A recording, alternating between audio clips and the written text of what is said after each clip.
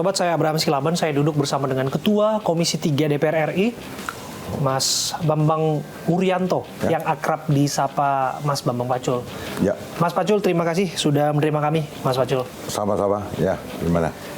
Ada banyak seruan, ada banyak kekhawatiran, kegelisahan mengenai netralitas aparat dalam pemilu. Ya. Apa tanggapan Mas Pacul mengenai temuan-temuan ini yang sudah terpublikasi di berbagai media? Ya, terima kasih Dinda.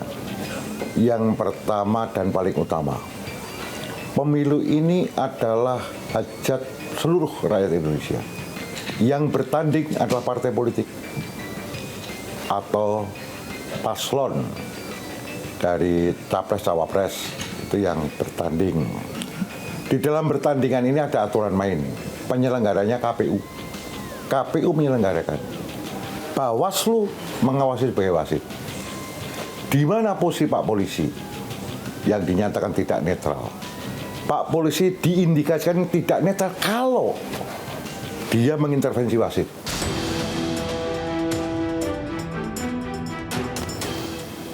Tidak netral.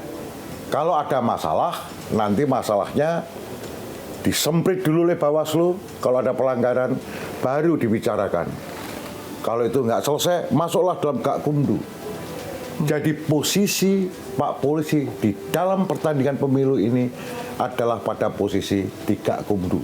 Ketika terjadi sengketa, terjadi pelanggaran, di situ posisinya. Jadi kalau ada kemudian Pak Polisi mengintervensi pertandingan, nggak bisa. Nggak dimungkinkan itu. Aturan perundangannya tidak membolehkan. Kan begitu. Karena sesungguhnya Pak Polisi ini, kepolisian ini maksud saya tugasnya itu clear di dalam Undang-Undang Polisi. Undang-Undang Kepolisian itu clear di pasal 2. Yang paling utama dia adalah melindungi, mengayomi, dan melayani rakyat. Itu clear banget. Jadi gampang sekali kita akan menjustify ini tindakan intervensi atau bukan. Itu gampang. Dan sesungguhnya Pak Kapolri bersama Pak Presiden juga menyatakan loh, sudah beberapa kali Pak Kapolri menyatakan bahwa Polri netral. Kan begitu. Ya. Di Pak Kelima juga menyatakan Polri TNI netral. Jadi memang harus netral. Nah, itu kan di udara. Bagaimana di akar rumputnya? Di akar rumput ya nanti kan ketemu di lapangan kayak apa yang disebut pelanggaran. Contoh misalnya, kasus yang paling besar adalah pemanggilan Dirkrimsus melalui birokrasi provinsi memanggil seluruh lurah-lurah sekabupaten Karanganyar, 167 lurah dipanggil. Kepala desa. Bukan lurah, kepala desa. Dipanggil, geger. Ada intervensi nih kan gitu loh. Nggak biasa-biasanya nih. Secara serentak dipanggil. Serentak. Iya. Panggilannya kan serentak. Nggak biasa-biasa. Nanti indikasi berikutnya Klaten, indikasi berikutnya Wonogiri, kan begitu. Nah ini faktanya apa? Kan kita komunikasi, gimana itu? Oh enggak, ini ada indikasi ini aja. Udah kalau gitu kita tunda dong. Sampai nanti habis pemilu. Maka kemudian pemanggilan dipending. Anda menangkap ada dugaan intimidasi di sana yang disebutkan ini untuk pengarahan dukungan suara kepada salah satu pasangan calon tertentu? Kalau ada indikasi seperti itu, saya adalah orang yang teriak pertama kali. Ada pelanggaran, saya akan teriak pertama kali. Kenapa Pak Mas? Karena saya, seperti Pak Diko bilang, saya Ketua Komisi 3 dan polisi adalah mitra kami. Dan perlu saya ingatkan kepada seluruh Republik ini, anggaran Polri itu luar biasa besarnya. Kedua setelah Hankam. Betul. Ada 130-an sekian triliun. Itu adalah anggaran yang dikumpulin dari Republik ini, termasuk pajak tikus sekalian masuk situ. Jadi polisi dalam ini melindungi kita semua. Tentunya Anda seharusnya menangkap pesan dari 160-an lebih kepala desa dipanggil secara serentak. Ini kaitannya dengan penanganan evaluasi penggunaan dana desa. Ada yang aneh nggak di sana? sebenarnya bukan penggunaan dana. Yang mau dicek itu keuangan pergub yang diberikan kepada kepala desa dari dana provinsi, gubernur, kan gitu loh, dari kewenangan daerah provinsi yang diberikan kepada mereka itu yang kemudian mau dilakukan evaluasi. Tapi ya evaluasi pasang rame-rame gitu. Iya, itu pertanyaan publik. Nah itu makanya ketika argumentasi ya ini bagian daripada hal yang mau kita kasih pengarahan misalnya, ya udah saya bilang izin itu kalau sudah selesai pemilu saja. Oke. Secara politik ini dikaitkan dengan upaya untuk meraup suara di kandang banteng yang mana Mas Pacul adalah ketua DPD PDI Perjuangan Jawa Tengah, yang di sana disebutkan Gibran selaku calon wakil presiden ditugaskan khusus untuk memenangkan kantong-kantong suara di sana. Bagaimana Mas Pacul menjawabnya? Pertandingan biasa saja. Ya mari kita bertanding. Siapapun yang akan memimpin, mohon maaf ya kalau kita di PDI Perjuangan itu pertandingan itu kita anggap pertempuran biar sepakat. Orang PDI kan suka semangat.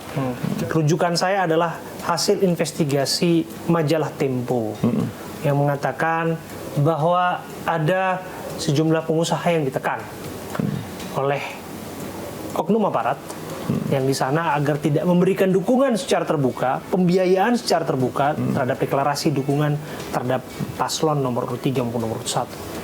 Apakah hal itu juga menjadi temuan dari Mas Pacul dan tim? Sampai hari ini aku belum menemukan itu. Bahwa kami tidak dapat support, ya. Tetapi kita tidak pernah mendapatkan informasi bahwa kami ditekan gini, Pak. Nggak ada yang ngomong tuh sama kita. Kalau ada yang ngomong, oke. Siapa yang neken misalnya? Gitu loh. Aku juga siap lah untuk berdiri di garda terdepan di dalam soal ini. Ini supaya kawan-kawan Polri juga tahu Bambang Pacul, Ketua Komisi 3, siap di garda depan kalau ada intervensi dalam pemilu. Saya adalah yang terdepan untuk melakukan penegakan. Apa instruksi dari Bu Mega, Mas Pacul, Ketua Umum PDI Perjuangan, dengan gegap gempita tahun politik seperti ini? Karena terakhir kan kita mendengarkan pidato Bu Mega yang mengasosiasikan pemerintahan Orde Baru dan sebagainya. Bagaimana Mas Pacul sebagai komandan menerjemahkan pidato Bu Mega itu? Oh ya pasti, kita tingkatkan kewaspadaan kita. Dan kita akan pasti berani tegur. Kalau itu menyalahi garis yang sesuai dengan peraturan perundangan, kita pasti akan laksanakan. Kita udah kasih briefing kok pada kawan-kawan. Nggak perlu takut. Apa yang takut itu sama anak bangsa. Dan rule of the game-nya jelas kok. Rule of the game-nya itu jelas. Aturan main itu jelas. Kalau orang mengada-ada, pasti ketahuan ini orang ini mengada-ada ini. Kan begitu, pasti ketahuan kok. Kaitannya dengan debat Capres, Cawapres, Mas Pacul. Ada 5 sesi. 3 sesi disebutkan porsi terbanyak untuk Capres, 2 sesi untuk Cawapres. Tapi format ini berbeda dengan format 5 tahun yang lalu, 4 tahun yang lalu. Yang mana Capres sendiri, Cawapres sendiri, tapi ada yang berpasangan. Nah, ini banyak menuai polemik, Mas Pacul, yang disebutkan bahwa ada dugaan keberpihakan, menguntungkan paslon tertentu karena tidak diadakannya debat cawapres antar cawapres sendiri. Antara Pak Muhaimin berhadapan dengan Gibran, berhadapan dengan Pak Mahfud. Gitu. Bagaimana Mas Pacul melihatnya? Nomor 1, Adinda, ini belum keputusan. Gitu loh. Debat jadwal capres ini belum putusan. Mereka masih butuh pleno. Nah, nanti formatnya seperti apa pleno? Kalau nanti publik akan nilai penyelenggara ini fair apa nggak fair, publik semua menilai, mata ke situ. Memang berani itu kawan-kawan KPU, Pak Hasim dan anggota-anggotanya berani ugal-ugalan. Nggak berani lah. Yang paling nyaman sama kan dengan yang kemarin, itu clear. Ya udah sama dengan kemarin kok. Jadi cawapres sendiri. Lah itu misalnya yang paling gampang. Kalau saran Pak Pacul samakan dengan yang kemarin. Luar biasa. Terima kasih Mas Pacul, Bambang Pacul, Ketua Komisi 3 sudah hadir dan berbincang secara khusus bersama dengan saya Abraham Silaban. Terima kasih. Sampai jumpa. Terima kasih. Sampai jumpa. Terima kasih Dinda.